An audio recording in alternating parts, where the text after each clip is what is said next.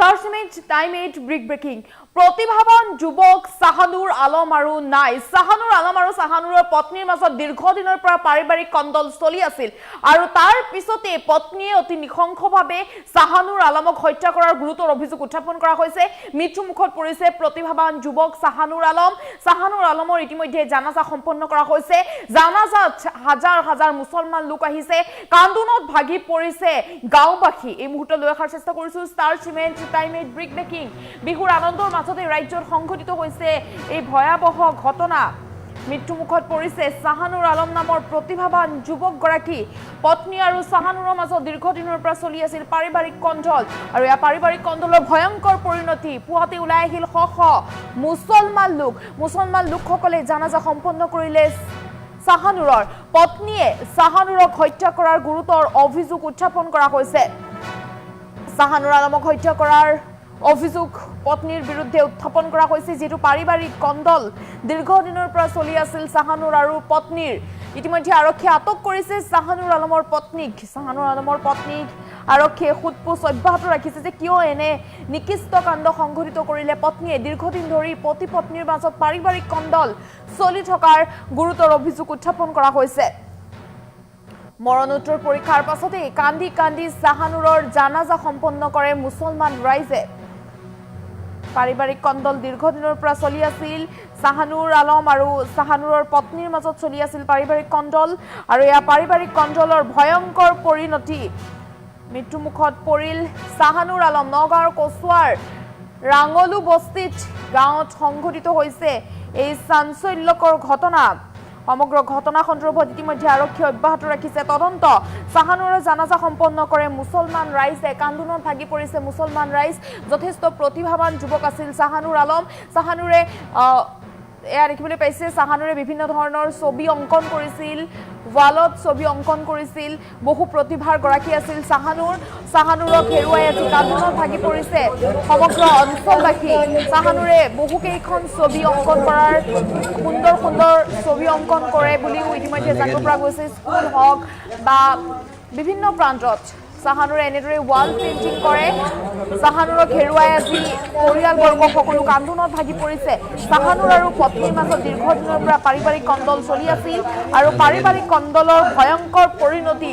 পত্নীয়ে সাহানুৰক অৰ্থাৎ স্বামীক মৰিয়াই হত্যা কৰাৰ গুৰুতৰ অভিযোগ উত্থাপন কৰা হৈছে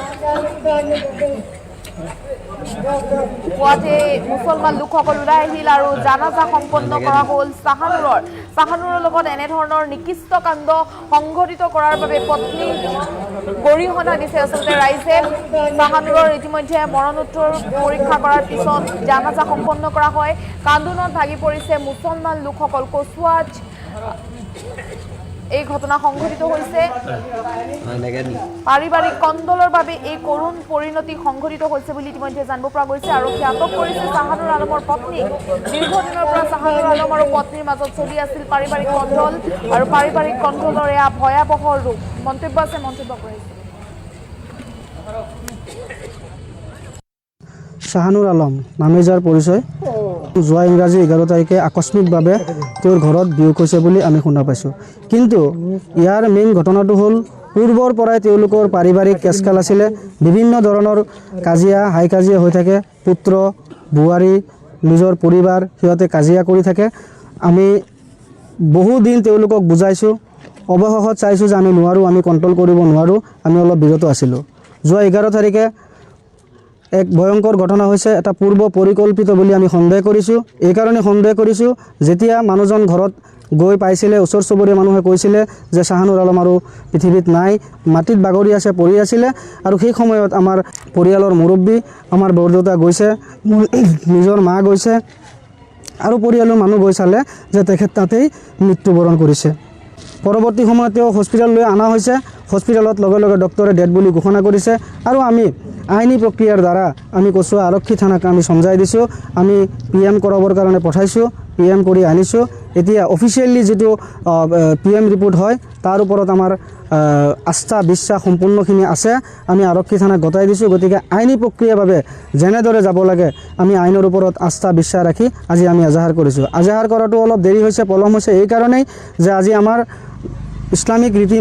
নীতি মতে মানুহজনক যিখিনি কৰিব লাগিছিলে আমি সেই ধৰ্মীয় ৰীতি নীতি পৰম্পৰাখিনি কৰি আজি আমি আইনৰ ওচৰত দ্বাৰস্থ হৈছোঁ। আইনে এটা উচিত তদন্ত কৰি পেলাই এক শাস্তিমূলক ব্যৱস্থা গ্ৰহণ কৰিবৰ কাৰণে আমি কৰজোৰে আমি অনুৰোধ জনাইছোঁ। এতিয়া এজন এৰেষ্ট কৰিছে, তেওঁৰ পৰিবাৰক হাছিনা বেগম তেখেতক এৰেষ্ট কৰিছে। কঠোৰতকৈ কঠোৰতম শাস্তি দিয়ক আৰু তেওঁৰ লগত যিসকল ব্যক্তি জড়িত হৈ আছে সেই সকলোকো অনতিপলমে আমাৰ আইনৰ দ্বাৰা তেওঁলোকক পোহৰত আনি পেলাই তেওঁলোককো কাৰা শাস্তি দিয়ে তাৰ কাৰণে আমি অনুৰোধ জনাইছোঁ। ভতিজা শাহনুৰ আলমৰ ঘৰত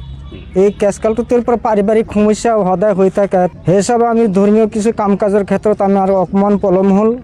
সেইকাৰণে আমি আইনৰ দ্বাৰস্থ লৈছোঁ। আজি ইজাহাৰ কৰিছোঁ। আইনৰ ওপৰত আমাৰ বিশ্বাস আশা আছে যে আইনে আমাক ন্যায় দিব। সেইবুলি আমি আমাৰ পৰিয়াল মানুহ আজি একেলগত গোট খাই পেলাই আমি আজি কোচুৱা থানাত এজাহাৰ দিছোঁ। কোচুৱা থানাৰ বাৰপাত্ৰ মহোদয়ৰ ওপৰত আমাৰ এটা আশা আছে যিহেতু আমাক আইনৰ জৰিয়তে আমাক ন্যায় দিব বুলি। ভতিজা শাহনুৰ আলমৰ ঘৰত এই কেছকালটো তেওঁৰ পৰা পাৰিবাৰিক সমস্যা সদায় হৈ থাকে। সেই হিচাপে আমি ধৰ্মীয় কিছু কাম কাজৰ ক্ষেত্ৰত আমি আৰু অকণমান পলম হ'ল, সেইকাৰণে আমি আইনৰ দ্বাৰস্থ লৈছোঁ। আজি ইজাহাৰ কৰিছোঁ। আইনৰ ওপৰত আমাৰ বিশ্বাস আশা আছে যে আইনে আমাক ন্যায় দিব। সেইবুলি আমি আমাৰ পৰিয়াল মানুহ আজি একেলগত গোট খাই পেলাই আমি আজি কোচুৱা থানাত এজাহাৰ দিছোঁ। কোচুৱা থানাৰ বাৰপাত্ৰ মহোদয়ৰ ওপৰত আমাৰ এটা আশা আছে যিহেতু আমাক আইনৰ জৰিয়তে আমাক ন্যায়